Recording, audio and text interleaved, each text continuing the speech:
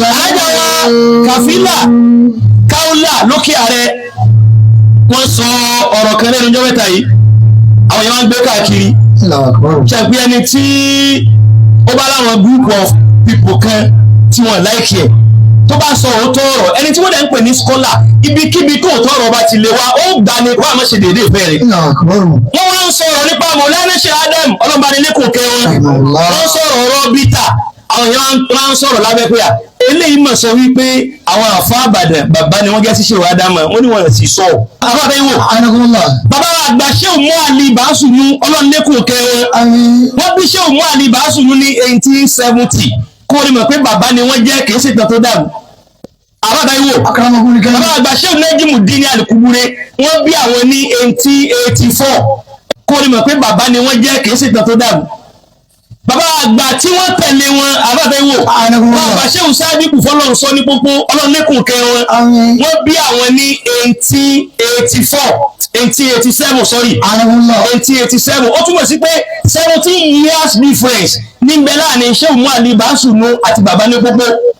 bàbá àgbà Sheikh Ahmed Rifai lókè ààrẹ ọlọ́nẹ́kùn kẹwọn wọ́n bí àwọn ní 1891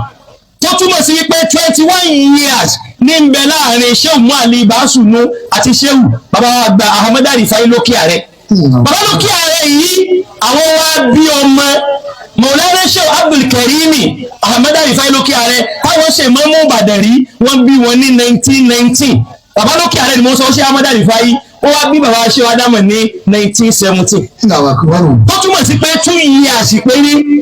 Mọ̀lánà Sheikh Adam ni wọ́n fi ju Sheikh Abdul Karimi Ahmed Rifai lọ tọ́jọ́ mọ Sheikh Ahmed Rifai ọ̀dà sí bàbá lókè ààrẹ wá sí bàbá wọn bàbá lókè ààrẹ nìyẹn o ṣíṣe òsáàdì kò wọ́n sọ ohun èsì bàbá wọn ṣíṣe òsáàdì ṣé bàbá wa Mu Ali Bàásùnú ṣé wọ́n èsì bàbá wọn ṣé rọ̀ ni wọ́n ọ̀nà ìjì síra wọn bàbá làwọn bàbá yìí jẹ́ fún wọn àwọn náà dẹ́gbà wọn ní bàbá àwọn ọ̀tẹ̀kẹ́ ò nẹ́sẹ̀sì láti máa sọ torí báwọn yẹn ń ti nǹkan bọ̀ ọ̀rọ̀ làwọn yẹn fi ń sọ tó àwọn àbáyẹ wọn pàtẹ ta ló jùlọ láàrin ara wọn ìsìláàmù tẹ́jọ́ fẹ́ rọ sọ ọmọ ló jẹ wọ́n lógún. pàtàkì àbáyọ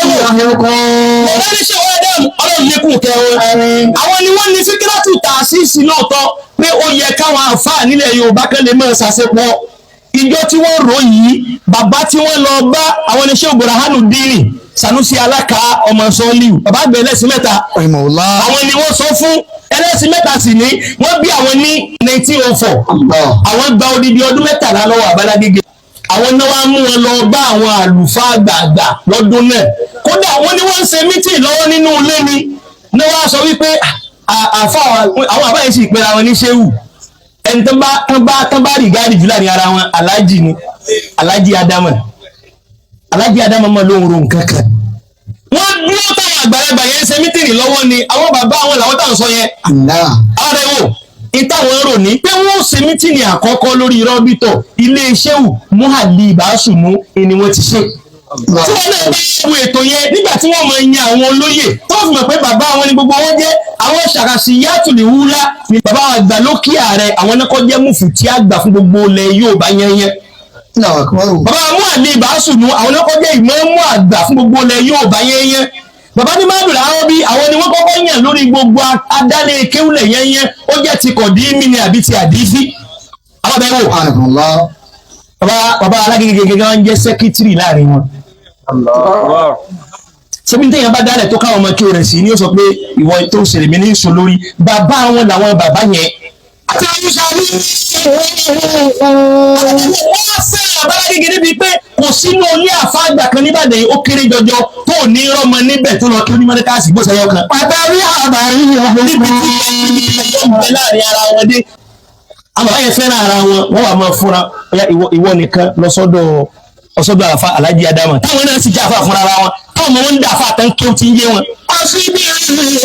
iná náà sọ̀rọ̀.